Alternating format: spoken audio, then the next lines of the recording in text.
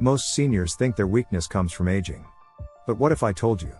It's not your age, it's one surprising muscle you've never heard of? And the best part? You can turn it back on in just minutes a day, right at home, without equipment. Welcome to Better Aging Advice, the channel where we help older adults rebuild strength, balance, and confidence with science-backed tips anyone can do. Every week, we share practical ways to move better, feel stronger, and stay independent as you age. Because getting older doesn't mean getting weaker. If you want strength without pills or machines, hit like so more people can discover this. And let's dive into how reactivating this hidden muscle can start changing everything, starting today. It sneaks up on you. Not overnight, but slowly, so gradually that you almost don't notice. One day, you go to stand up from the couch and realize you need to push with both hands. You grip the armrest tighter, lean forward, brace your body. Just to rise. And that old sense of power in your legs? It's not there. Then it starts showing up in little ways. The stairs you've climbed for years suddenly look steeper. You pause at the bottom. You feel your knees hesitate. Not pain exactly, just doubt.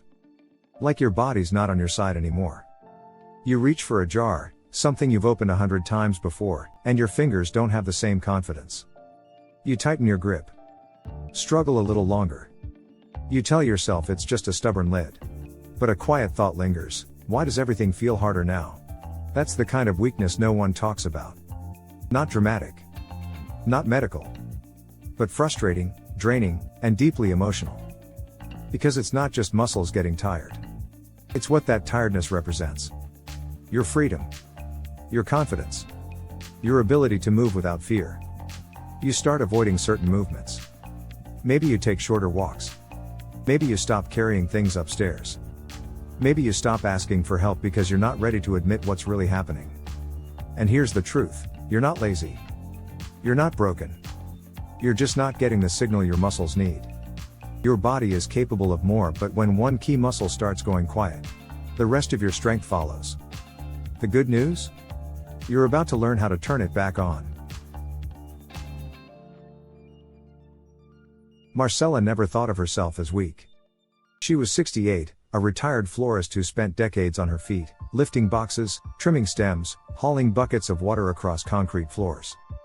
Her hands knew the weight of soil, her back had carried years of wedding setups, and her arms had held babies and bouquets with the same steady grace. But one morning, everything changed. She bent down to lift her watering can, the same one she'd used for years. It wasn't even full. Just enough to freshen the plants on her porch. And her arms shook. At first, she thought maybe she'd slept funny. But when she stood up, her knees wobbled. She grabbed the edge of the counter, heart pounding, not from exertion, but from confusion. What just happened? Marcella wasn't sick. She wasn't injured. She hadn't fallen. But something deep inside her felt like it had slipped out of reach. She stared at her watering can, this simple, familiar object, and for the first time in her life, it scared her. Later, she told me, greater than I used to be strong. I don't know what happened to me. I've worked hard my whole life. I never thought I'd be afraid to lift something. It wasn't about the can. It was about the loss of trust in her own body. Marcella had always taken pride in being independent.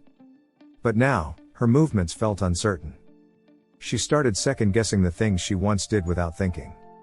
Carrying groceries. Standing on her toes. Reaching overhead.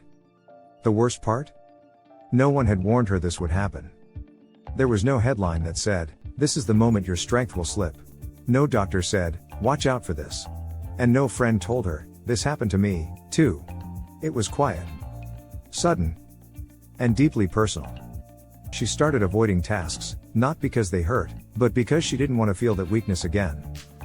That's how it starts for so many older adults. Not with a fall. But with a small moment that breaks your confidence in a big way. That was Marcella's wake-up call. And instead of ignoring it, she decided to do something about it. What she discovered next changed everything, and it starts with one overlooked muscle almost no one talks about. In 2024, researchers published a surprising finding in the Journal of Aging and Movement. They weren't studying bodybuilders or athletes, they were focused on everyday seniors. Participants, all over 65, had one thing in common. They felt weaker with age, even though many had stayed active. But here's what the study revealed. After just 4 weeks of targeted activation, some seniors regained up to 38% more strength without lifting weights. Without gym equipment. Just by focusing on one neglected muscle group. So what was the secret? Not biceps. Not thighs. Not even the core. It was a deep, hidden muscle almost no one talks about called the iliopsoas. It sits deep inside your body, right where your spine meets your hips, and it plays a crucial role in every step, every stand, every shift of balance. But the problem is, most people never intentionally use it. So over time, it goes quiet. And when that happens, it doesn't just weaken your core, it makes your legs feel heavy, your steps feel slow, and your whole body feel unsteady. Even simple movements start to feel like uphill battles. Think of your strength like a lamp. The muscles you see, your quads, glutes, arms, they're the bulb. But the iliopsoas? That's the switch. You can replace bulbs all day. But if the switch isn't flipped, nothing turns on. That's why so many older adults do leg lifts, squats, or walking routines but still feel weak. Because no one ever taught them how to reactivate the source. And now, thanks to newer imaging and EMG studies, we know how to target it safely, even from home. In a moment, I'll walk you through the exact move Marcella used, the one that helped her wake up her body from the inside out.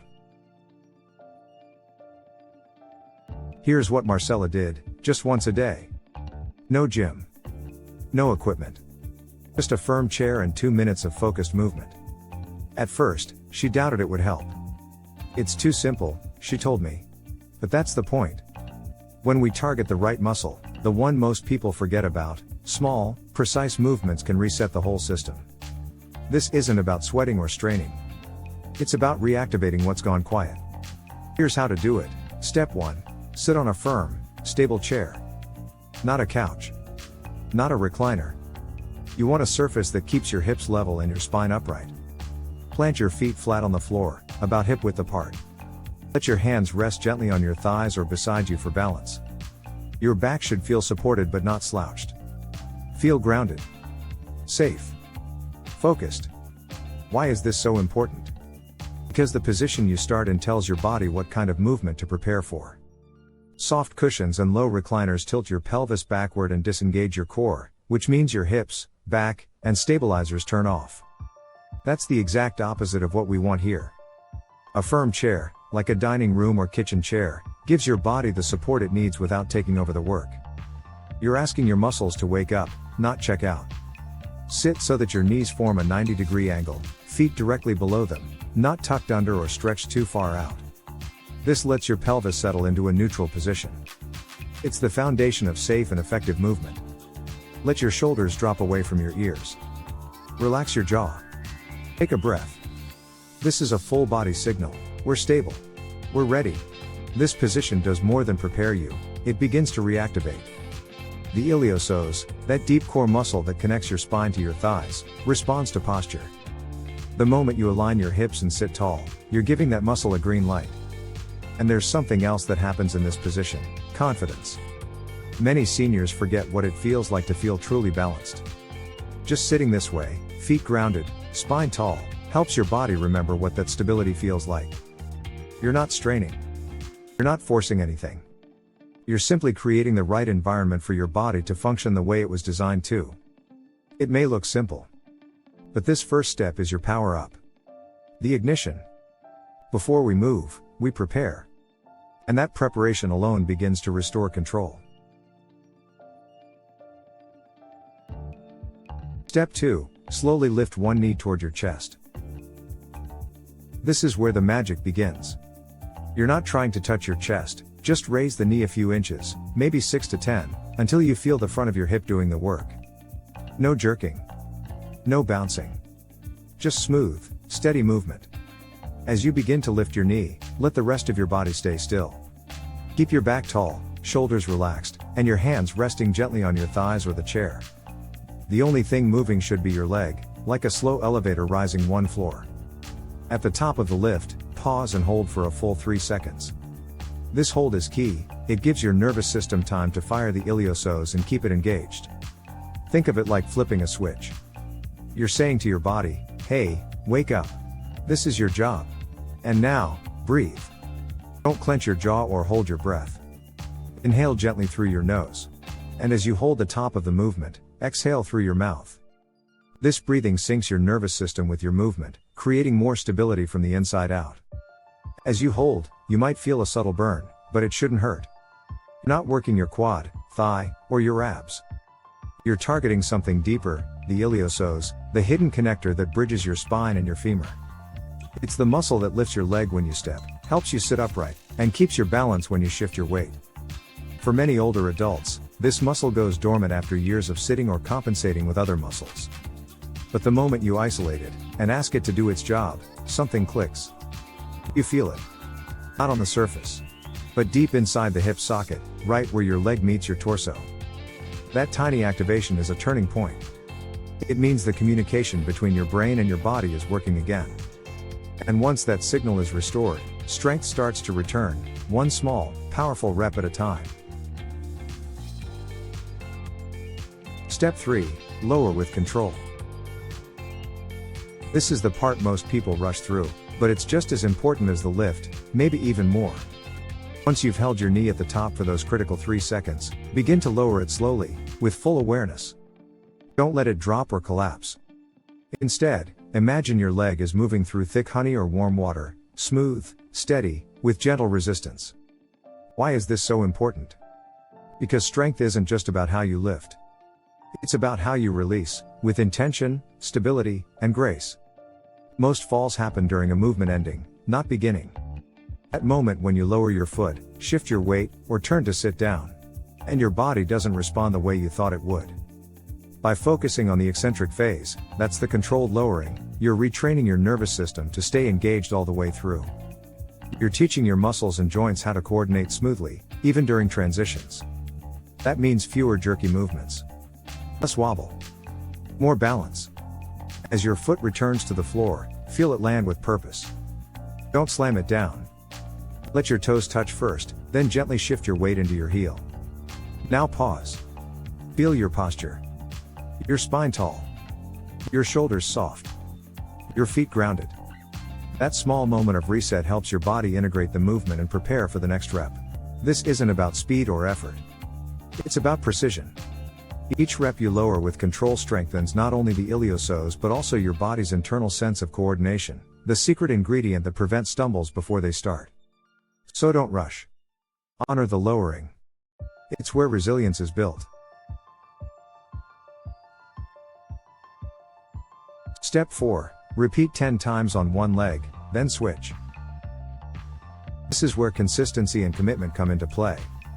10 repetitions on one leg, then switch to the other side. That's it. Simple, doable, and effective.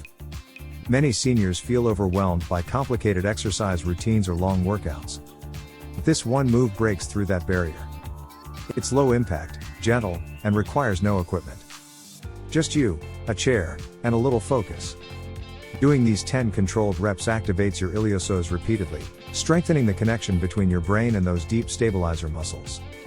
That repeated activation builds what scientists call neuromuscular pathways, a fancy way of saying your body relearns how to move efficiently and safely. You can do this once a day, ideally at a consistent time that fits your routine, like after breakfast or before dinner.